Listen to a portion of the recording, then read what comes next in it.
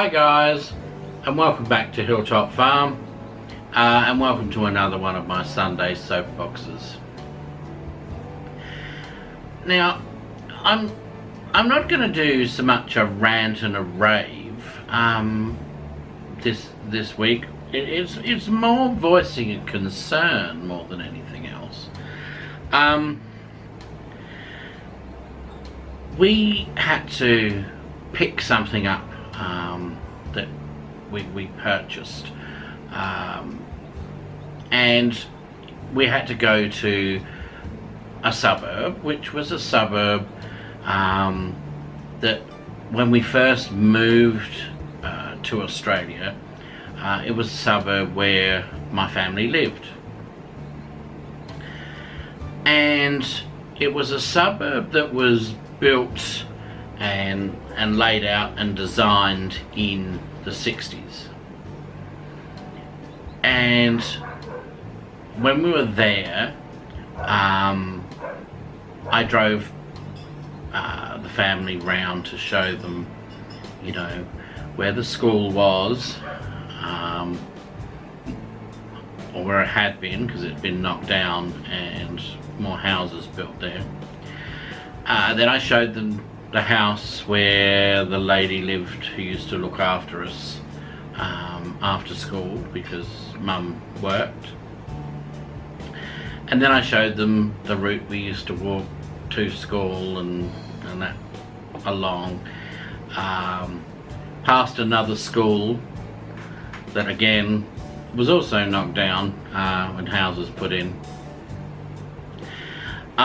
And then finally to show them where in my own street where my friends all lived and where our house was. Now I had been to our old house, I don't know, maybe 5-6 years ago, I suppose. I happened to be, I was working at the time, and I was driving with our state merchandising, I forget her title now, but she was in charge of merchandising for all the stores in the state. And we were going to visit a particular store, and it meant driving through this suburb, you see. And I happened to say to her, I said, "Oh, you lived here as a kid," and she knew the area well, and sort of said, "Oh, where?" And it was literally a turning off of the road we were on. So I said, "Oh, I'll show you." And as we turned on, our house was number 3. So of course the corner one was number 2. Then there was us, number 3, and then number 5 was next to that, and then there was a side street. So if you can imagine, there was a block of 3 houses before you hit this side street. Of course we were the middle one. And as we turned the corner, the house in the middle, which was ours, was gone, and in its place were 2 other houses, but it was just the framework of the house, and there were builders everywhere. And I stopped and got out and was sort of standing there looking in amazement. And one of the builders sort of said, "Oh, you know, can I help you?" And I sort of said, "Oh, no." I said, "I happen to live in this house as a kid, or the house that used to be here." And he said, "Yeah, that house burnt down a year or so ago." Which was, you know, a bit of a shock, a bit sad. But the point of this story is not that. The point of the story is the fact that they built 2 houses on the block of land.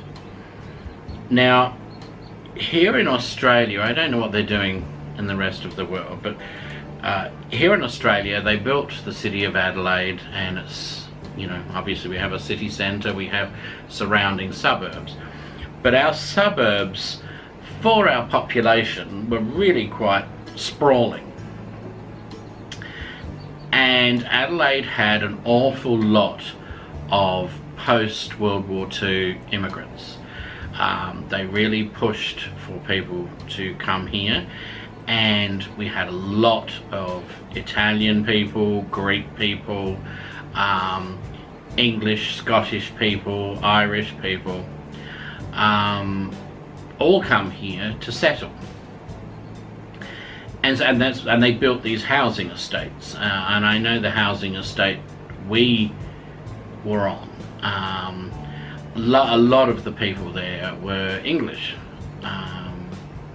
and had done what we had done. We'd taken up this too good to be true offer that the Australian government had offered people to come. I mean, I don't know a lot about it because I was only a toddler, but I know they did. There was like an incentive program to come. So, and a lot of these people, particularly the Italians and the Greeks, they had houses, and they had vast back gardens and even front gardens, where they used to keep chickens, grow their own vegetables, they had fruit trees, you know, this kind of thing.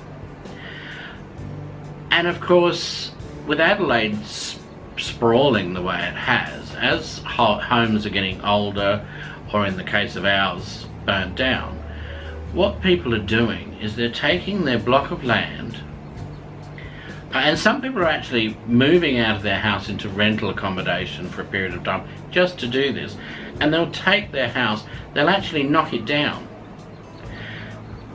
and they will subdivide the land. They'll divide it into two, so you end up with two very narrow but deep blocks of land,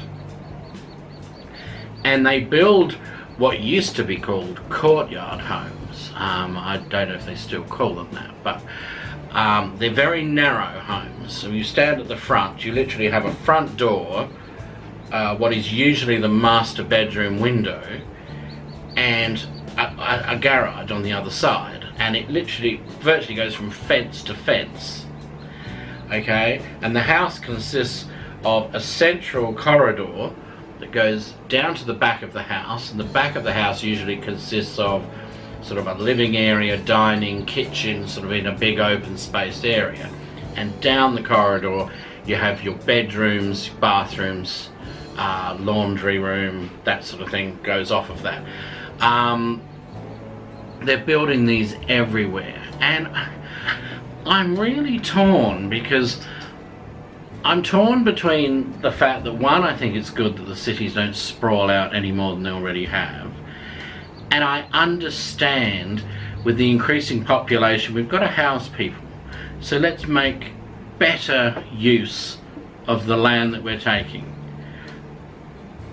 I'm torn between that and thinking, you remove everyone's gardens, and then you're removing the choice for people who want to grow their own food. You're taking that choice away from them, and with the way the world is at the moment, the uncertainty with the world, let's face it, we don't even know. I mean, we're all lucky at the moment. We have the choice. Do we want to grow our own vegetables or not? Do we want to grow our own fruit or not? Do we want to be bothered having half a dozen chickens in a chicken coop just for eggs? You know, all this sort of thing. It's a choice. But with the way the world is, how long is that going to remain a choice? How long before it's going to become a necessity? You're going to have to grow your own vegetables. Even if you can't grow all of them, we might be in a position where you have to grow some, because there's just not enough in the world market to feed everybody. So you've got to grow a certain amount yourself. That option is going to be taken away from so many people here in Adelaide because they are building housing like this. And it's not just the block of land where I grew up. I worked until, you know, I retired to do homesteading full time. I worked in an area that was probably, it was a bit older than the one I've just spoken about. It was probably built probably in the late 40s, early 50s, literally straight after the war. But again, that area was predominantly Italian, and they, you know, even my boss's uncle, he was 80, I think, and he used to come into work every morning to help put rubbish in the bin, just to keep himself active, and he used to walk there. So and they used to drive him home. Well, of course, if they were on holiday or they happened to be not in the office that day or out at a meeting, I mean, they were the owners of the business, but I was the manager, I was the boss. So if they weren't around, it fell on me to run this uncle home. It was just part of what we did. It was, you know, initially anyway, it was a lovely family business. So I used to run periodically this old gentleman home, and he was a lovely old man, and he had his chickens out the back, he had rabbits for meat out the back, but you pulled up at his front garden and he had a low front fence, and the front garden was laid out with fruit trees. It was an orchard, right? Each tree was different, but it was an orchard. You went out the back and there was like a pergola attached to the back of the house, and then he had an entertaining area there, and he had grapes growing over the pergola. Beyond that, it was vegetable garden all the way down to the back, and the back probably 2 to 3 meters from fence to fence was the chicken area, but the rest of it was vegetables. And that's what a lot of these people did in these areas. But as they're dying off, and because their children and grandchildren, they're not old school Italians anymore. These are first, second generation Australians, and they're as Australian as my children are, and they don't want to do that. They want to do what all modern youngsters want to do. And so of course they inherit, you know, Granddad's house, and what do? They knock it down and they build 2 houses, and either sell them, or they live in one and sell the other, or live in one and rent the other one out, or if there's 2 kids inheriting, they just get one each, whatever. But this is what they're doing. Some of these blocks, you know, they're big enough that they're putting 3 houses on, and I even know one that actually made it into a complex of 6 2-story townhouses. You know, just 2 bedrooms each. I think they may even call them a condo or something. I don't know in the US, but my point is, it's great, and I understand why they do it from a modern point of view. But as I say, I just think the world is teetering on the brink of something nasty, and I think there are going to be so many people that don't have the land and can't grow the sort of things they're going to need to grow to survive. And that, to me, is a scary thought. You know, you've only got to go back. Doesn't matter what country it's in.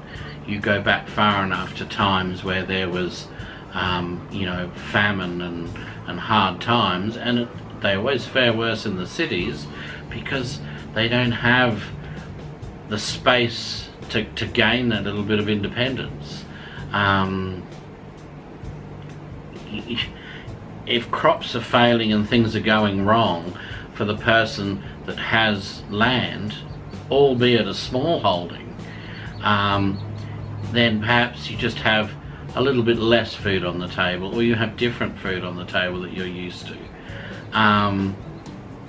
if you live in a city and you don't have space to grow it yourself, your options are to either pay the exorbitant prices that everything inevitably goes up to in these circumstances, but you don't eat at all. So yeah, I'd be interested to see from some of my viewers, right down in the comments, in the towns and cities that are around you, whatever country you're in. Are they doing this in your sort of area? Are they taking houses on big blocks of land and replacing them with multiple houses or apartment blocks or something like that? Are people having that choice to grow their own taken away from them in effect? As I say, leave it in the comments below. I'd be really interested to hear what's going on in your part of the world. Okay, so that's enough for this week. Hope I haven't depressed you too much. If you like this video, give it a thumbs up. If you want to become a subscriber, hit the subscribe button. You don't want to miss out on any more of our videos. Go down to the link below and check out our Patreon page and consider becoming a patron. And in the meantime, it's goodbye from Hilltop Farm. See ya!